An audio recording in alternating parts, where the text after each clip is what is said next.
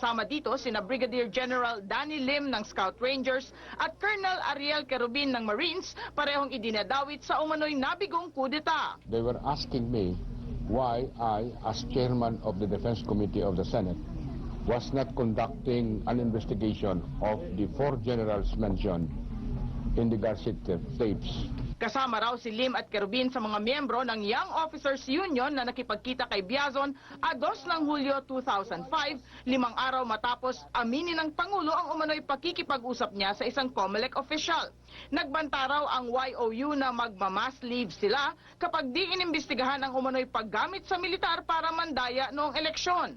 Dahil dito hiniling ni Biazon sa nooy AFP Chief of Staff Efren Abu na mag-imbestiga. 2 buwan pa, nag-imbestiga na rin ang Senado sa Garcia issue.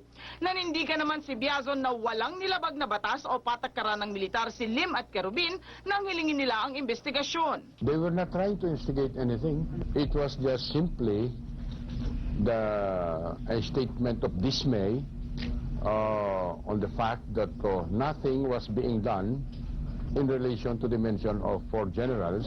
Kasama raw si Lim at Querubin sa mga miyembro ng Young Officers Union na nakipagkita kay Biazon a 2 ng Hulyo 2005, 5 araw matapos aminin ng Pangulo ang umano'y pakikipag-usap niya sa isang COMELEC official.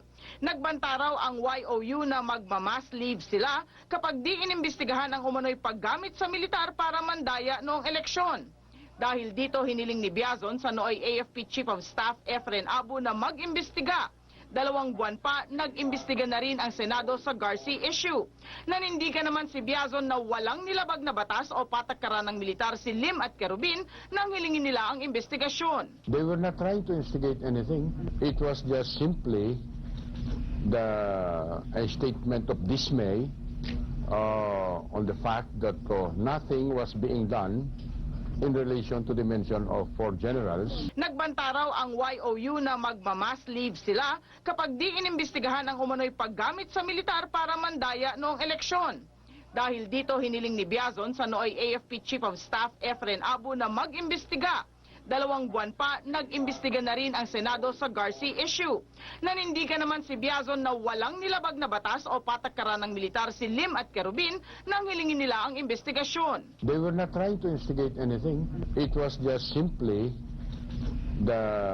a statement of dismay on the fact that nothing was being done in relation to the mention of 4 generals. Hindi raw dapat gamitin ang sentimiento ni Lim at Querubin sa Garcia issue para lalong idiin ng administrasyon.